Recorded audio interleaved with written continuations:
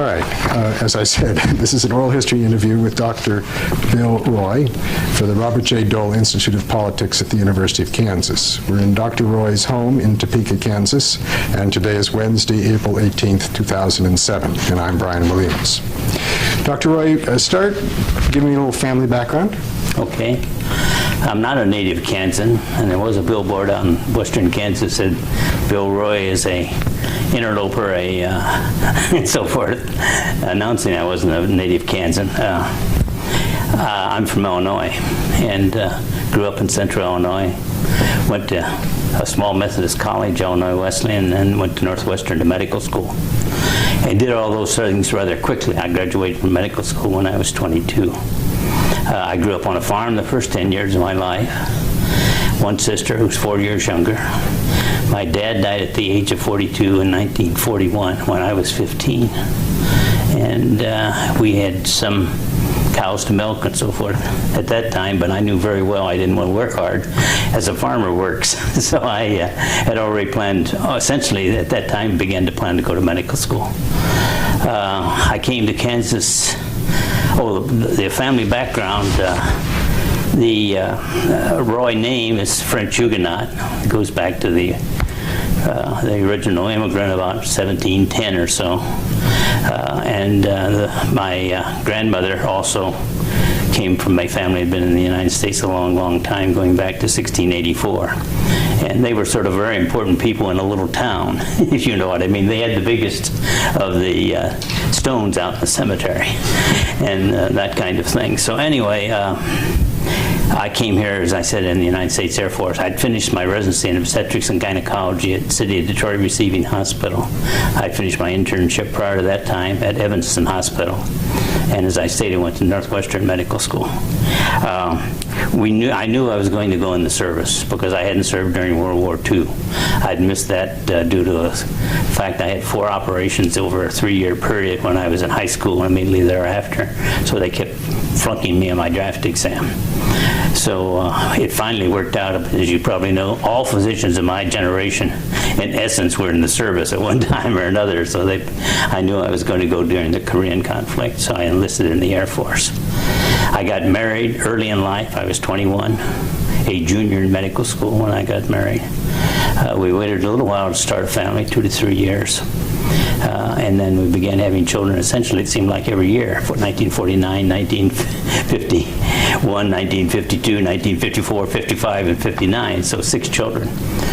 We had 3 children, excuse me, when we moved to Topeka to take up my duties at Forbes. The man who was my consultant out at the base was a very busy obstetrician and gynecologist in town. So one afternoon, Jane and I were sitting down having a cup of coffee about August of 1954 and saying, you know, sometime in the next year we're going to have to decide where I'm going to practice. And this sounds like a story, but it is a true story. The phone rang, and it was Dan Dappin, and Dan says, Bill, you know, I got more than I can do in this town. Would you consider going into practice with me? I had originally thought about going back to Bloomington, Illinois, which is a beautiful area, as you probably know if you like farms, in central Illinois, and State Farm Mutual and schools and so forth. But then I decided to stay here and practice with Dan. I tell people that I had too many children and not enough money to make any other decision. So we practiced together until 1964, when a 3rd physician joined the practice. And the story from there is one of several things. Right. Tell me briefly what you served. Where did you serve during the Korean conflict? Just here. See, I was sent to Forbes Air Force Base, which was a Strategic Air Command base, a SAC base.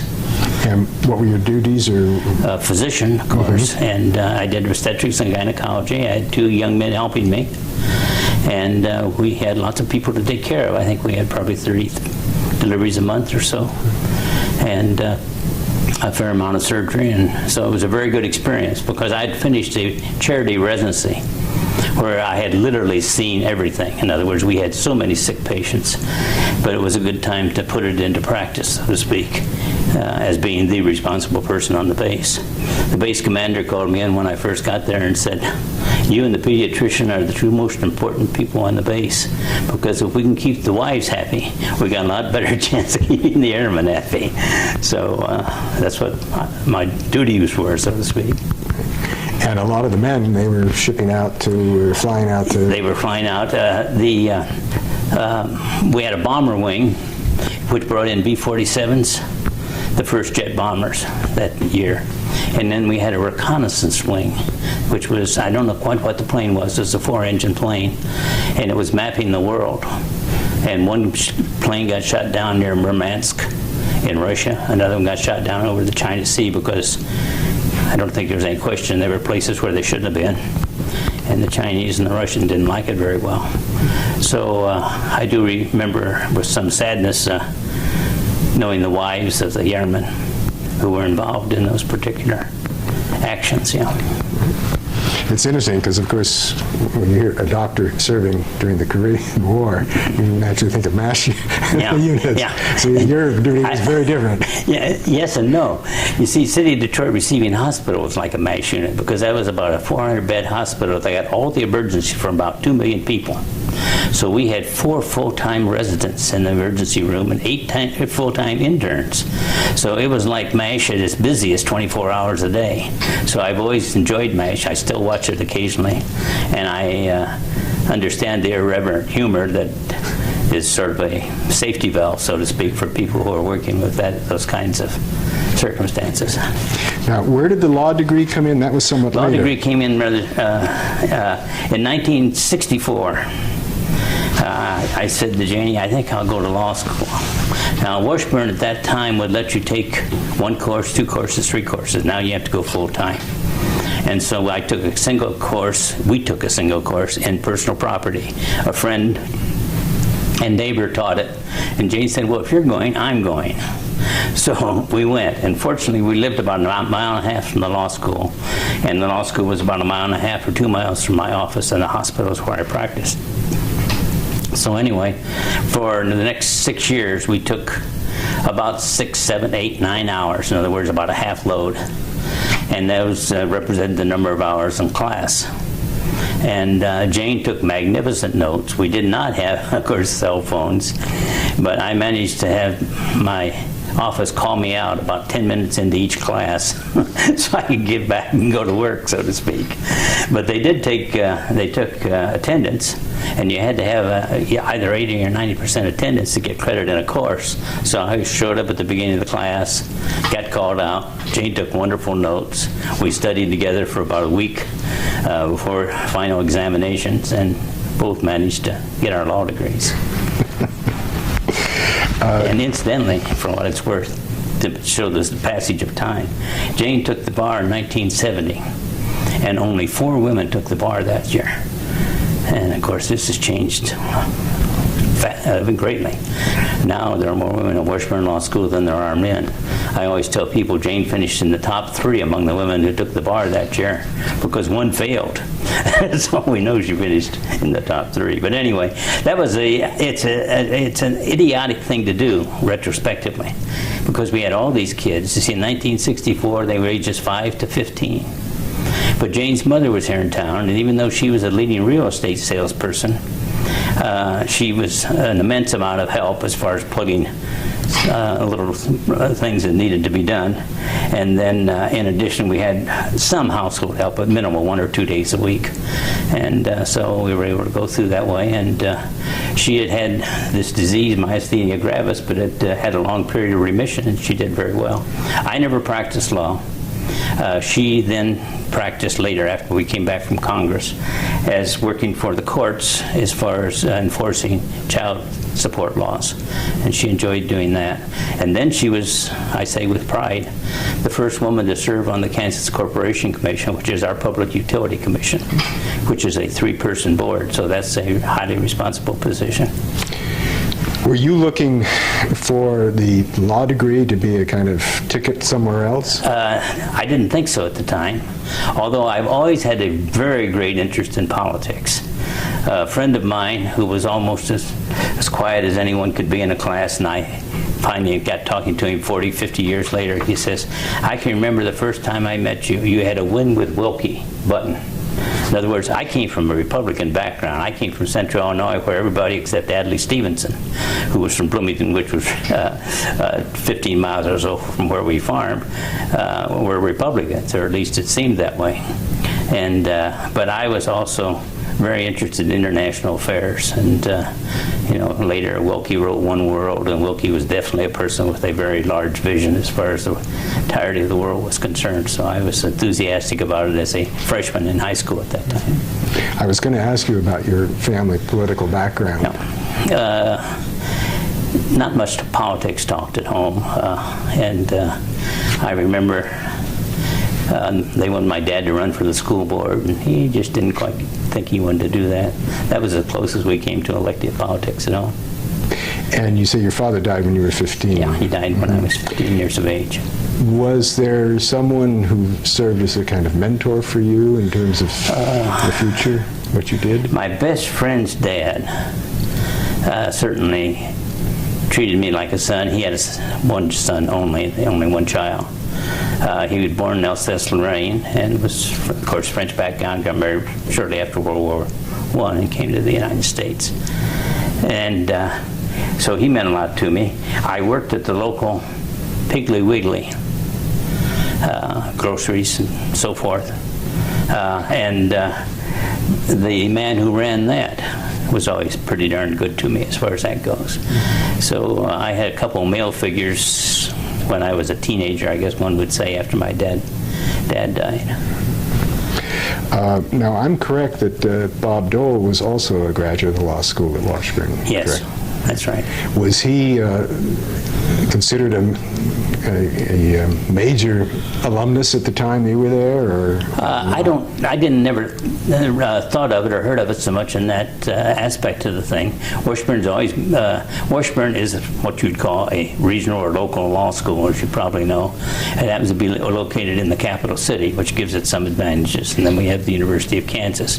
And they've always been rivals as far as the governor is a Washburn graduate or a Kansas University graduate and so forth. But I don't remember that so much. In the 1960s, I was a Republican. I was busy with the medical society for some reason, because law school, I guess, didn't take up enough of my time. And I remember in 1968 giving Bob Dole a check for $2,000 from the Political Action Committee of the Kansas Medical Society. And so you see, I had no anticipation I was going to be running against him 6 years later. And but as far as interest in society generally and international affairs, I've always had that. And as I mentioned earlier, before we were on camera, Jane and I have traveled pretty close to 100 days a year for the last 16, 17 years since I retired in 1989. So we've always had that interest. And our kids had that interest. My one granddaughter is getting back from 6 weeks in Cambodia, Thailand, and Vietnam. So we've always had a rather broad perspective.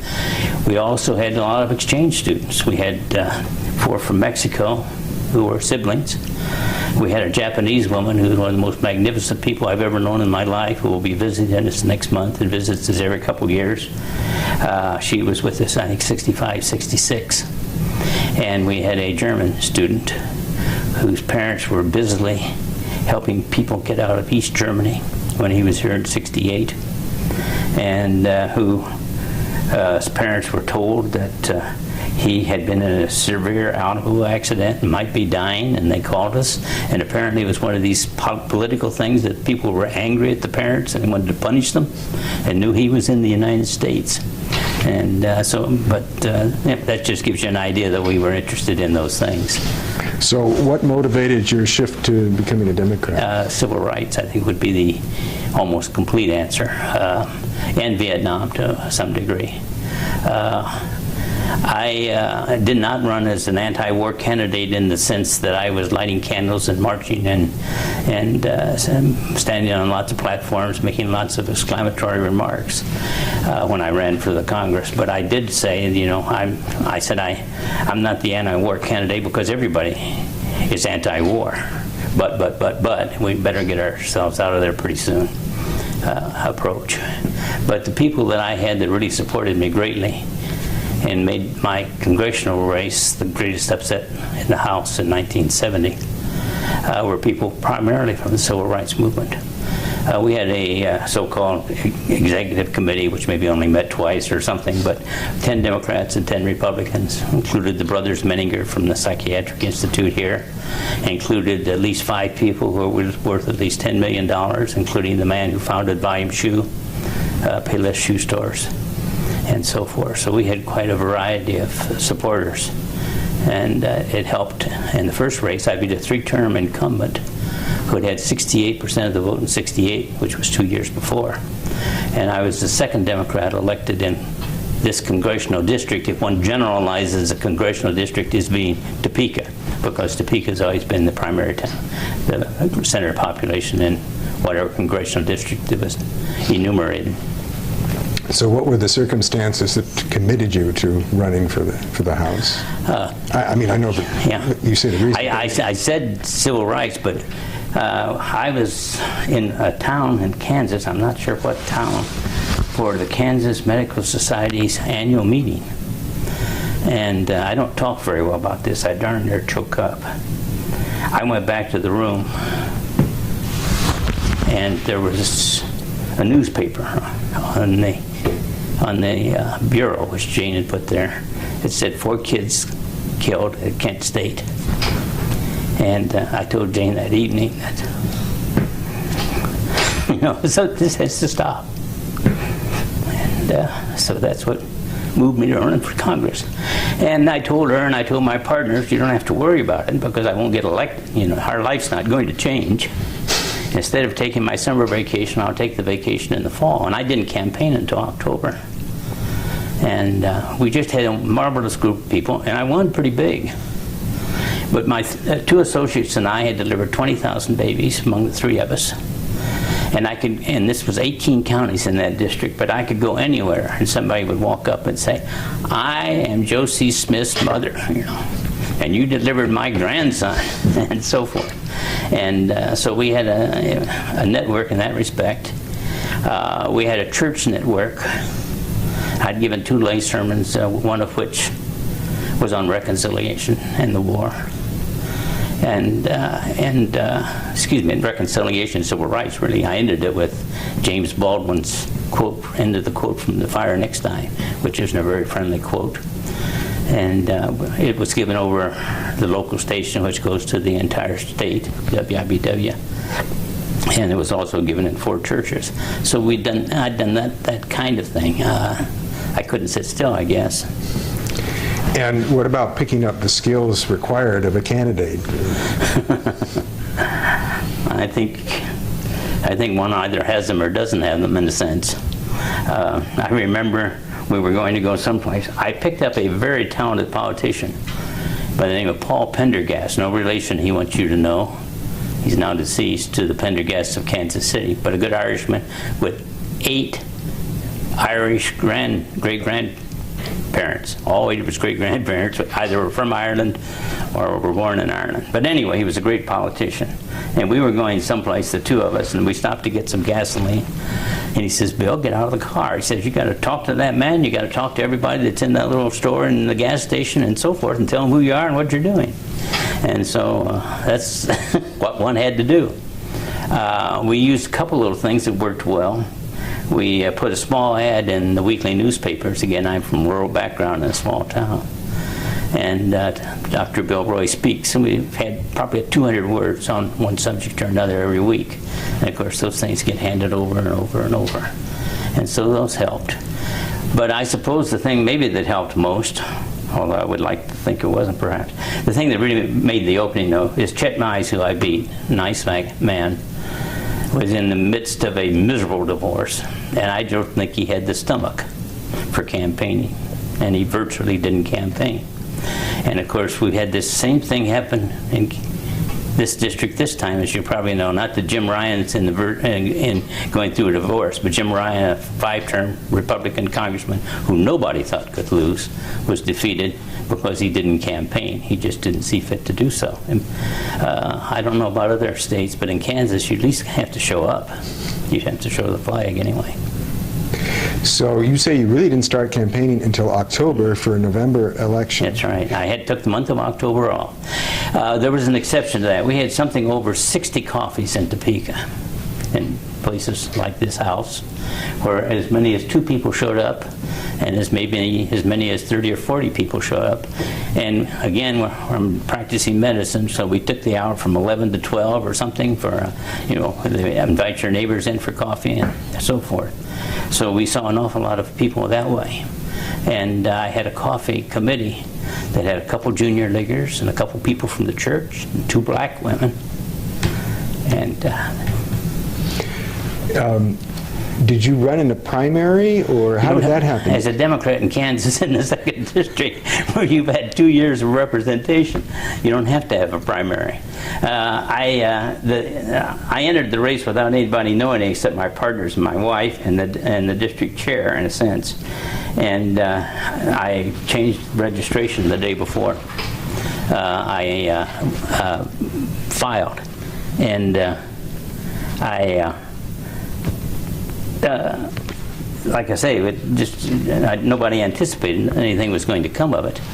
But I did, what I was going to say, Paul Pendergast was in a law school class with me. He'd formerly worked for Governor Dockey, who'd been a very successful 4-term governor, a Democrat. And so I said, Paul, let's go out to the country club and have lunch sometime. And we did after a day or 2. And we talked about politics. He says, do you want to run for Congress? I said, I've been thinking about it. He says, okay. He says, we were just talking the other day. We'd like to find some sucker with maybe as much as $20,000 so we could at least print some bumper stickers and have him run in the 2nd District, because we got Jim DeCourcy, the lieutenant governor, who's running in the 3rd District, and we're going to put all of our money and all of our manpower, woman power, into the 3rd District. So I went into it with my eyes wide open in that respect. But it was great fun. You can tell how effusive, in a sense, I am talking about it now, how well it went and what a thrill it was. At what point did you begin to think, hey, this may be real? 1 week before election. We had nobody come in. We didn't go to Washington for a dime. There's no way to get a dime, when you're running against the guy that's at 68%, led the Republican ticket 2 years before. But Birch Pye came in to talk in the 3rd District, and they said, well, we'll have him over for lunch in the 2nd District. And again, we had, the lunch sold out of 250 people in 24 hours or something. And I remember staying at home putting on some cufflinks and saying, Jane, you know that we're going to win this thing. And that 1 week before is when I realized it. Now, excuse me for not remembering this. You were running against a Republican incumbent? Yes, who, as I said, was a 3-term incumbent who had 68% of the vote 2 years before. So there's no sense in trying to get money outside the district. We spent $84,000. $20,000 was mine. $20,000 was Bob Brock's. $20,000 was some of these other people I mentioned, mostly in $1,000. We didn't have many small gifts until late when we began to sell pins and things. And anyway, that's about where it came from. So when you arrived in the House, you were a celebrity before you ever got there, in a sense. I think it was Jack Gurmond and Nelson of the Los Angeles Times. We had one of those parties, where there are several hundred people and everybody's having a drink. And they called me over. They said, who in the hell are you and how did you get here? Because you weren't on any of the lists where the congressman might change. And it worked out very nicely because I wanted to be on the Commerce Committee, I found out. I didn't know this. I was like Robert Redford in the Senator. What do we do next? But I knew that I had another campaign, which is the 15 members of Ways and Means, who at that time determined what committee each Democrat sat on. And I went in and talked to each of them. Martha Griffiths was in Congress at that time, who was a well-known woman when we didn't have very many women. She was on Ways and Means. And I didn't hear her. I knew Jim Corman. It felt like I could talk to him from California, who was on Ways and Means. I called Jim up. I said, what's going on? Excuse me. Wait a minute. We got to get the microphone. You want to get that and ask? I think it must be one of my grandchildren. We're back running, so. So anyway, we worked closely with what was then Health, Education, and Welfare, because the people who were over there were trying to stop everything, and they were trying to help pass legislation that might be helpful in the area of health. So it was a good 4 years. And as a Democrat, but just barely a Democrat, where were you on the spectrum, did you feel, during those 2 years? About 70-30.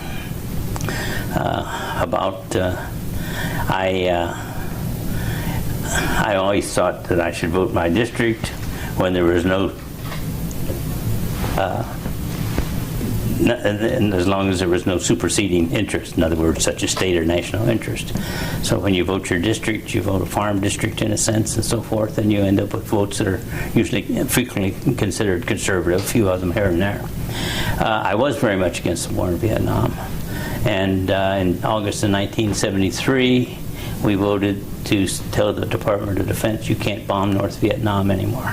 It was a very exciting moment. It came about, which is neither here nor there, because the veterans, and 80 to 90% of the people in Congress then were veterans, but the real distinguished veterans, like Captain Bill Anderson, who ran the Nautilus under the ice cap of the North Pole and so forth, Spark Matsunanga and so forth, it said, you know, this is enough. And so once the distinguished veterans were on board, there were 2 or 3 Republicans, that it passed heavily, and it was really the beginning of the end. Now, recently somebody said, you're the one who's responsible for the 3 million people who died in Vietnam after we got out. I guess maybe so, but, you know, it had to come to an end somewhere along the line. So, tell me how you got involved in running for the Senate. I didn't have any plans to run for the Senate. We had a 4-term, as I said, Democratic Governor Bob Dole, who smoked 3 packs, maybe 4 packs, maybe 5 packs of cigarettes a day. About the same age I was at the time, about the same age Bob was. And we thought he'd make a wonderful candidate for the Senate, and he would have beaten Senator Dole because he'd never done an abortion. And he definitely would have beaten Dole. But he decided not to run. I got to know his wife pretty well through the years. She wasn't anxious to go, and he died of emphysema 4 years later. He didn't live to be very old. I'm not sure he lived to be 60. And so that took him out of the race. We wanted a decision knowing that we probably would, we being my staff and me, knowing I would probably run as soon as possible. And we got a reasonably early decision. I think he just decided in March and announced he wouldn't run. So we had some start on the thing. It would have been nice to know a little bit earlier. But I don't think, I think if you asked 10 people familiar with Kansas politics at that time how a Docking-Dole race would have come out, Docking would have won. And he was a more conservative Democrat than I, which is better in Kansas. So you started the campaign. Started our campaign. I don't know how much I can tell you about it that's really as clear as it should be. We, of course, raised money. We had some Washington consultants, which probably we could have done just as well without, although we probably might have been better off if we'd had a Washington media consultant. We perhaps could have done better on media. I'm not to jump too far ahead, but I'm still of the opinion that if we'd had one ad that Gary Hart had against Pete Dominick in Colorado, we would have won. And that was a very simple ad of Pete Dominick and Nixon holding hands up here, you know. And it said, Pete Dominick's had his chance, give Gary Hart his. And Gary Hart beat him. And 5 Republican senators lost that year. Was following Nixon's resignation in August of '74 and so forth. So anyway, we did the things people usually do. One thing we didn't do, and it absolutely, totally perplexes me to this day, we never had anybody run around after Dole. You know, like the macaca that Senator Allen had in Virginia and so forth. And I did not know until after the election, when Johnny Apple was on one of the programs, the New York Times guy who died recently. he'd followed Dole around. And he said about 2 months later, he said on the air, he said, Senator Dole, when I was with you, we were going to Catholic high schools, and you were going saying to the classes, just before you left the stage, go home and ask your mother how many abortions Bill Roy's done. We didn't know that was going on. And we could have done something to counter it. Maybe not much, but something to counter it. Dole sort of chuckled and said, well, it seemed like a good idea at the time. And of course it was. It was an excellent idea. But otherwise, the campaign, both of us were in Washington. We didn't make too many joint appearances. I remember the first, because abortion is, you see, I may overemphasize abortion. I don't think I overemphasize as far as the Dole-Roy campaign is concerned. In other words, there's no question in my mind I would have beaten him by 50,000 votes without that. I think maybe the only day in 1974 I could have lost was Tuesday, November, whatever it was, that particular day, because on the Sunday before, the conservative churches and the Catholic churches had been leafleted on Bill Roy's abortionist. And my friends, my Catholic friends said, you know, Joanne and Jim down the block came up on the Tuesday afternoon and said, you know, we voted for Bob Dole, and now we feel horrible. But it was just that kind of a phenomenon. It was, and it was out. So I emphasized it pretty heavily, as I said, regarding the campaign. I emphasized it more heavily as far as what the Republican Party is today. In other words, I think it is not too much of a stretch to go from that campaign to Iraq, because the Republican Party adopted the Christian right, and I think Iraq is a product of George W. Bush, who is the Christian right. I don't think many of our Republicans up to that time were truly that. Some were, such as senators from Oklahoma and so on, but no one really had that position. So that's my contention. Just for the record, over your professional life as a doctor, how many abortions did you perform, and how many deliveries did you make? I had over 8,000 deliveries. I may have had as many as 20 abortions. And I wouldn't have had any, because abortion was illegal in Kansas until 6 months before I was elected. In other words, Kansas passed a so-called permissive or liberal abortion law in 1969, which became effective July 1st, 1970. So from July 1st, not counting the month I was campaigning and so forth, we were doing abortions in the hospital. And essentially everybody on the medical staff, or the OB/GYN staff, was doing abortions. I think there was only one that wasn't. The law required 2 consultants other than the operating surgeon. So these things came to us, so to speak, certified and stamped that this person should have an abortion. Now, it's unfortunate in many senses, because Topeka is a center for mental health, and many of them were mental health. And that gets sort of wobbly as far as determinations are concerned. But anyway, that was about the number that I had done. So I couldn't say I've never done a legal abortion. I certainly had never done an illegal abortion. I had had something to do with the passage of the Kansas law. I was in law school. I wrote a law journal article, which I happen to think, I've just been reading it recently, I happen to think it's better than I even thought it was before, because it rather anticipated Roe versus Wade. In other words, the removal of the criminal law during a certain period of gestation. So I was guilty, I guess, in that sense also. I don't think Bob really caught a hold of this thing early. I think he was constantly uncomfortable with it. And some things have developed since that time that say why he might have been uncomfortable with it, which I'm not going to get into because I have no personal knowledge of why he may have been uncomfortable. But he would more or less say, I'm for a human rights amendment, and then he'd run. In other words, he almost never answered a follow-up question.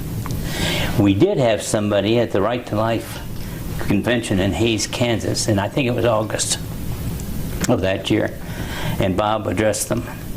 And he said, you know, according to the person who was there, he's in New York and I talked to him the last year, he said, Bob said, you know, I really wasn't very clear about where I was on abortion and human life, a fetus being, or an embryo being a human life and so forth. But I was lying in the Holiday Inn last night, and there was sort of a flash of light, and I began to think about it, and my mind went on, and I know now that I will support a human life amendment. So that came along then. It had been mentioned earlier in the campaign when he and I appeared before the Chamber of Commerce, I think it was the Chamber, in Wyandotte County, the only heavily Democratic county in the state, relatively heavily Catholic. And the impact this has had on the Catholic Democratic vote is tremendous. As you probably know, Bush had either 54 or 56% of the Catholic vote the last time. That's part of this whole curve that's been constantly rising as far as Catholics being identified as Republicans, when for years they were overwhelmingly Democratic. Anyhow, it came up there. Somebody in the audience asked the question. I thought it may have been a planted question. It didn't seem to amount to much. There was no follow-up question, and so on. Somebody said, "Do you support abortion on demand," or something of that kind? I said, "No, I don't support abortion on demand, but I think there are times when." I answered as straight as I could. And then, of course, came the infamous or famous agricultural debate at the state fair, something around September 24th, 1974, which we were doing on Dole's terms. He wanted it very badly because he was behind in the polls. And we were supposed to discuss farm policy, and we did. It was a short debate, 20 to 30 minutes. But in the 29th or 30th minute, he says, "Bill Roy, tell people how many abortions you've done," or something to that effect. It's transcribed.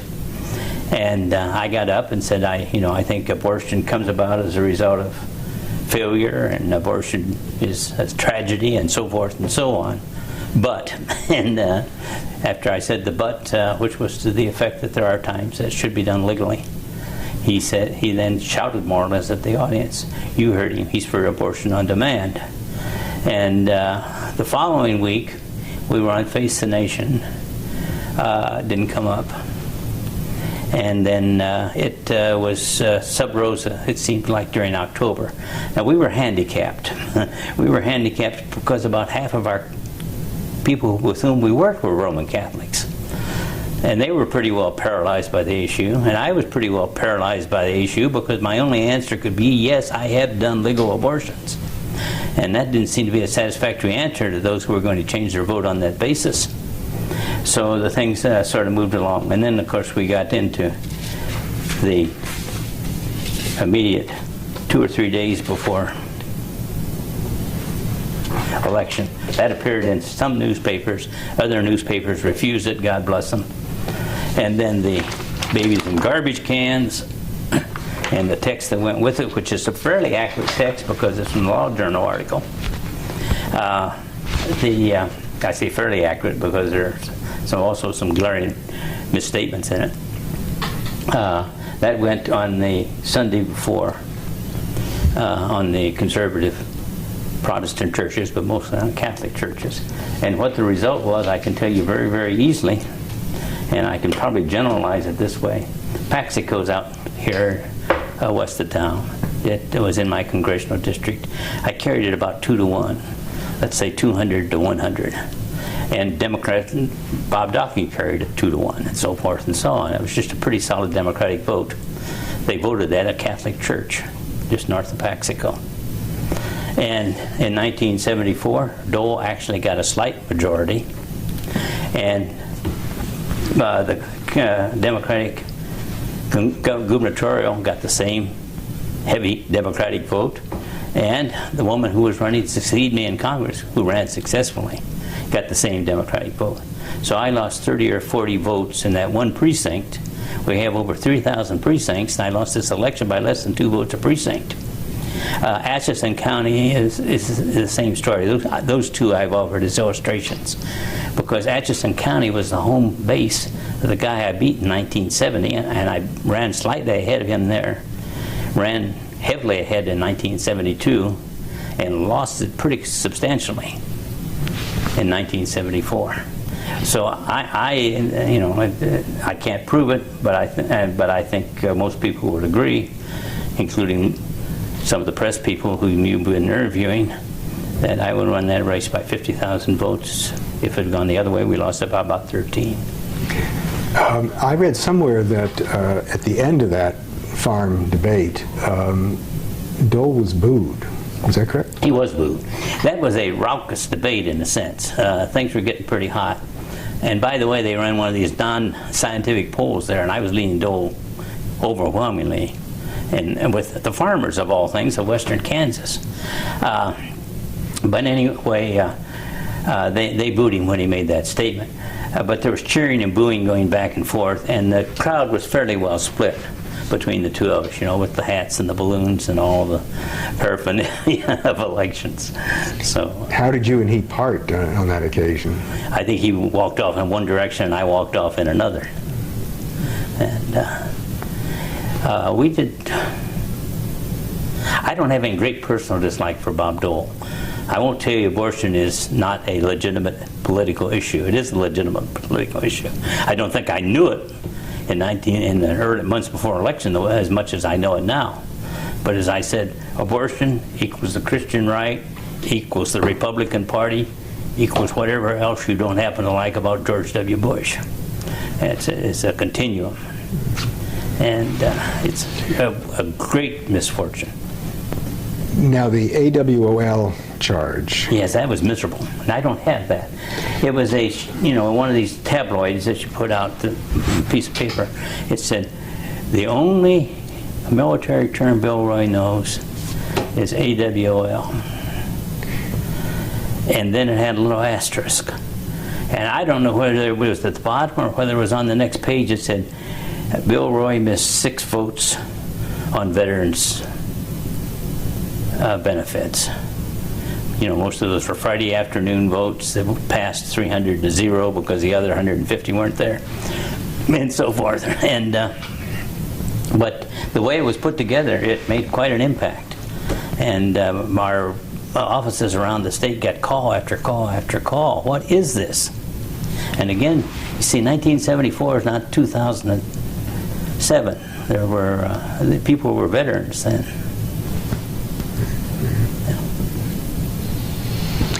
So that's the only thing that I would say that was well below the belt. This is a despicable way of discussing an issue, because those aren't aborted fetuses; those are stillborns. And and there's no question about Dole's fingerprints are all over this thing. He says, "Oh, that just sort of ran along. I didn't know much about it." Bill Taggart, who was his guy in agriculture, called many of my friends. Some of them he wanted a signature for Dole in the diocese newspaper and things of that kind. So I know Taggart was mixed up in it totally. I think he was doing it full time. And he can, that I would defy him to, if he were sitting there and said that, I'd say, Bob, that's not true.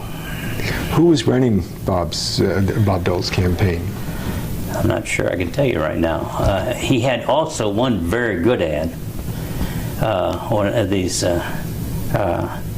that came up in October, about the time he began to get back in the race, so to speak, and that, whether it was coincidental or not, that the ad was running when he was gaining some ground. It was a mudslinging ad that came out of New York, done by a group that had done that ad before. Plop, Bill Roy says he's against old people. Plop, he's this and he's that. Then they pull it off and here's this smiling countenance. And so on. That was a very effective ad. I can't say anything beyond that. I don't think about that ad. But as far as that tabloid he had out, I hate to think that he actually looked at it and said, yeah, let's go with this. So I didn't get shot, but I was in the service. What was election night like and the day after for you? Pretty sad. In 1970, when I left the house, I said we have scattered returns in from 2 rural counties north of here, and Mize has 640 and Bill Roy has 640. I said, well, we won. that's sort of a pole, so to speak, in a very Republican area. And we carried the count, and we were of the opinion we had to carry Shawnee County by 10,000 votes because we would lose the other 17 counties. We carried the other counties also. But anyway, in 1974,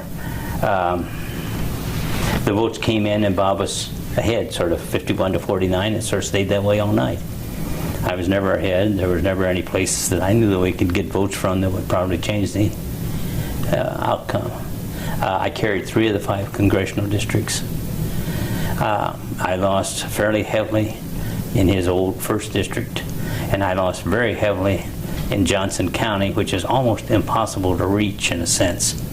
We had a focus group in Johnson County 2 or 3 weeks before election, and we're talking to these matrons and so forth, people at our college graduates, probably most of them, and so forth. They would say, "Who's Whitey Herzog? Oh, he's the manager of the Royals." And who's Bob Dole? Oh, he's been a senator. And who's Bill Roy? You know, I think he ran for governor once, or something like that. We just did not penetrate Johnson County, and we lost it by 15,000 votes. So if you want to knock out Johnson County, we carried the state by 2. But it was Johnson County is still 2-1 Republican. Sort of a strange phenomenon because a lot of them are from Missouri and are people who were born Democrats until they got rich and moved to Johnson County. So you had to come downstairs to make a concession give everybody a hug and a kiss and say thank you for everything, and go back that's upstairs. the way the cookie crumbles, yeah. And we had tremendous emotional support. There's never been a Senate race like it in Kansas. There hasn't been anything that even touched it. The first time when I won in 1970, we'd done something that maybe others, maybe Mises' campaign would say, well, this is a little marginal. We sent out about 300,000 invitations to come to our victory party. And we had it in the hotel downtown. We actually had a traffic jam for 3 and 4 blocks around there. And the one great joke is a friend of mine who was the vice chair of the Republican Party in this district, an obstetrician's wife from Manhattan, tells the story that she took this nice old lady to the polls, who she always takes to the polls because she always voted Republican. And when she got done voting, she says, "May I go down to the bus station? I'm going to go over to Bill Roy's victory party." And so, anyway, I don't think it made a difference in the campaign and the outcome. I don't think anybody would tell you it did. But they thought, well, that's not a very nice thing to ask everybody. But we wanted everybody to come. So you then did what for the intervening 4 years till you ran again? You want irony? I'll give you irony. Within the week, I got 2 phone calls from 2 Catholic hospitals asking me to go on their staff. One in Wichita and St. Francis Hospital here in Kansas, in Topeka. St. Francis, I did then go on St. Francis staff and did some medical education and so forth over at St. Francis for 2 years, 75 and 76. Well, I had 4 years, I guess 4 years I was getting my paycheck from St. Francis, and most of my pension.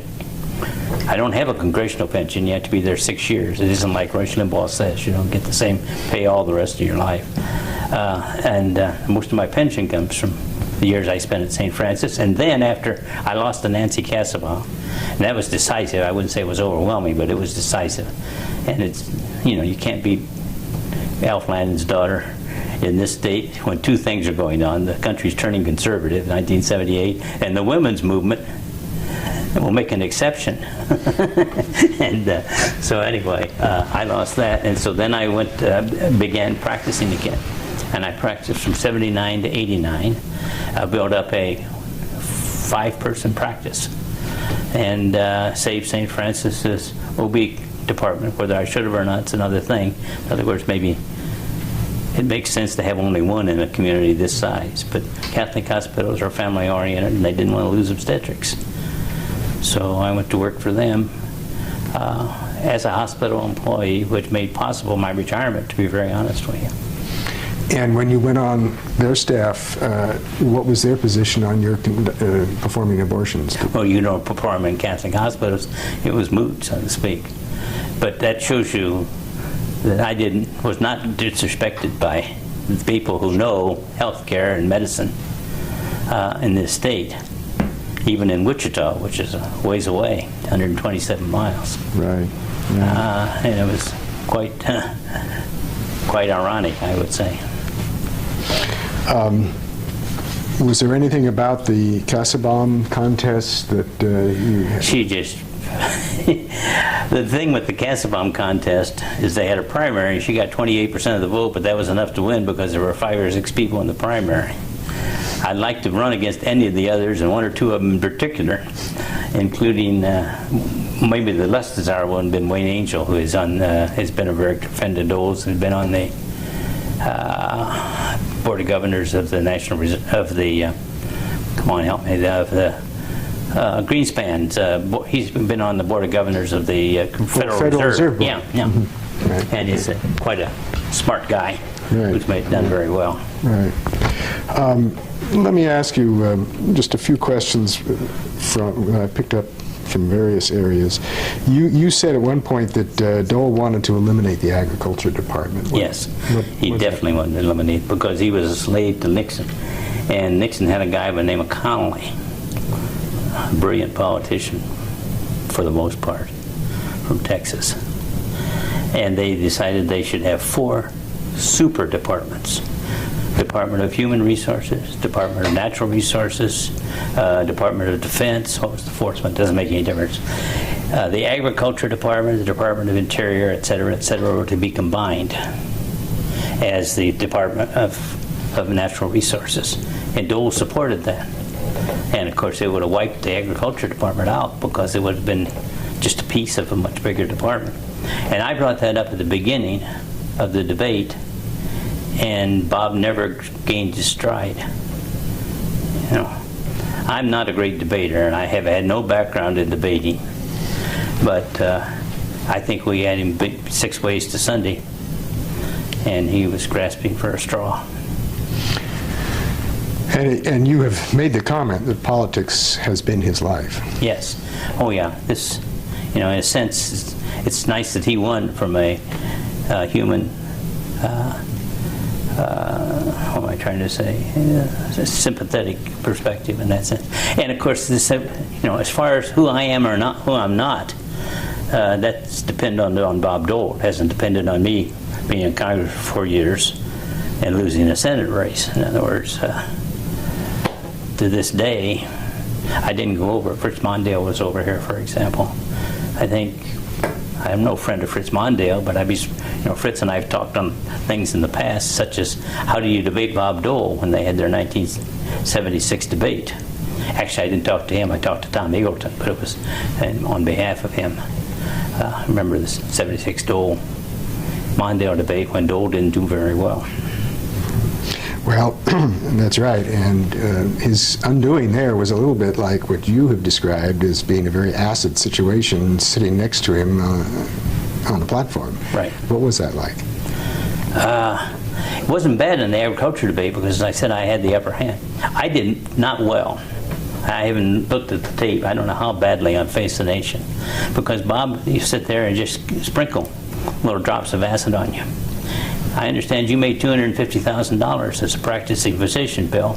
How come you're for socialized medicine when you made $200,000? You know, that you can't answer all those questions. There's no way to answer all those questions, or you're debating on his grounds the entire time. Other things of that kind, and I was off stride, I think, for that period of time. Well, and you were not at that point an experienced national political figure, and he'd already been there. Yeah. How important was Watergate in all of this? Well, the only reason I could have beaten Bob was because of Watergate.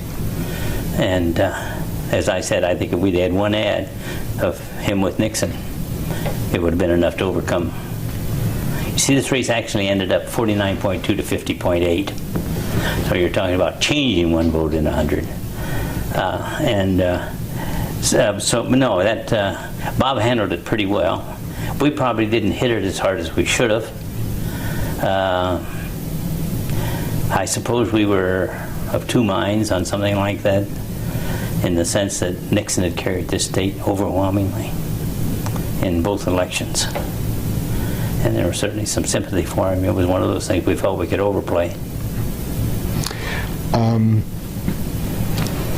You're knowing your position on abortion and explaining it as best you could. Where does your faith in the American voter come up here? And in the AWOL thing, too. I mean, anyone could really look at it and say, hey, wait a minute. Yeah. I guess on the abortion thing, for those, I have a great respect for Catholics, many, many Catholic friends. And, you know, that was a real tough issue for them, but anybody who'd done a single abortion. And I got to be a good friend with Bob Dole in Congress and so forth. And as I said, I'd read his, one of the reasons I came down where I did, I'd read his writings and John Courtney Murray's. You know, I'm a damn fool because I listened to those two Jesuits, in a sense, both of whom said abortion is wrong, Catholics shouldn't have abortions, but you can't have laws against abortion and not have them obeyed, or you destroy, both of them were attorneys, respect for the law. The majesty of the law is gone and you're in a bad position. So that's a little complicated, isn't it? And that's one of the things I wrote in my Law Journal article. But so, like I say, I can hardly blame Catholics. It's hard for them to see. The interesting thing is, Bob Dole will support a human life amendment. I don't know how many of them were put in the hopper in the Senate, but he never co-sponsored one, to my knowledge. So, you know, as I said, and I felt picked upon in the sense that I thought I'd done a lot of good work in the area of abortion law, and but it's something you live with. You are who you are. Have you had a reconciliation with Bob Dole? You'd have to ask him that, I guess, in a sense. Yeah, in a sense I have, I think. In about 1983, and I don't remember the date, and that may be way off. About 83, it had to be, 84. Keith Sebelius died, our congressman from Western Kansas, the father-in-law of our Democratic governor. And I went to the funeral, and Bob was there. And I said to Bob, I appreciate the work you've done on the Finance Committee. He was chairman at that time. And they had come back and torn up some of those terribly irresponsible tax cuts that Stockman and Reagan and so forth had put through in the first year of the Reagan administration. And Bob said something that is different. He said, well, Bill, he said, I think that the fact that I ran against you sort of saved me. He didn't put it that way. He said, it changed me as far as the Senate was concerned. He says, I figured out that I had to have friends, or something to that effect. And my feeling on that, you know, the old Bob Dole would said, well, if you think what I'm doing is right, it must be I'm doing something terribly wrong. But that wasn't his response. His response was, I learned from the '74 election. I knew some of the senators, of course. Bill Hathaway was a friend of mine, for example, a senator from Maine. And Bill said, Bob Dole came back the most chastened man you've ever seen in your life. And it was a totally different Bob Dole. So I think probably, you know, having come close to losing his professional life after having once come close to losing his physical life was another reawakening in a sense. We rode back to Washington on a plane together once, and I don't remember the gist of the conversation, but it wasn't unfriendly. And I also appreciate the fact that what they say about the '74 campaign and the window in the Dole Center is more or less accurate. You know, it says abortion played a role. I don't remember exactly what it says, but it doesn't ignore it. You made an interesting comment that you felt more strongly about your defeat in 1996 when you were interviewed than you did in 1974. What was... I felt more in 1996 than 1975 about your defeat. Do you recall that statement? No, I don't recall that statement. I'm sorry. All right. We're at the end of this tape. Okay, So that's enough anyway, I think, isn't it?